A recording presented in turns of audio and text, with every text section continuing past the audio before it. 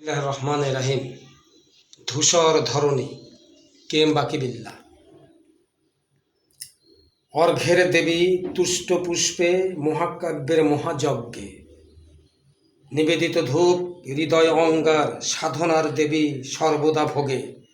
মনুষ্যত্বের মানবরূপী দেবী দর্শনে দেবতাগণে তুষ্ট কি থাকে মহাদেবী ঝরা ফুলের এই পুরোহিত মনে। ধিকৃত এই ধরণী ধূসরে মানবতা আজি বিকৃত ভূষরে। কোলাহল কোন্দলে মানবতা স্বার্থের বাণী বিকয় সুস্বরে। ভাতৃবন্ধন স্বার্থে অন্ধ অতুষ্টি দেবী পুষ্পবিনে। পুরোহিত শুধু অঙ্গনমস্যেবী জনতাঙ্ক বিদ্বেষী দেবী। মানবতার এই মহাধরাধাম মহর্ষি কাব্যে শুধু রণবান।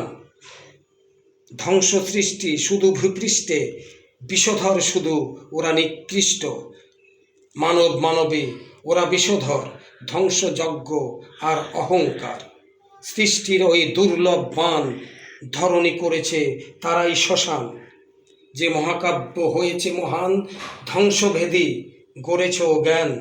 ধ্বংস ব্যতীত সৃষ্টির সুর দিতে পারে সেই তো মহান।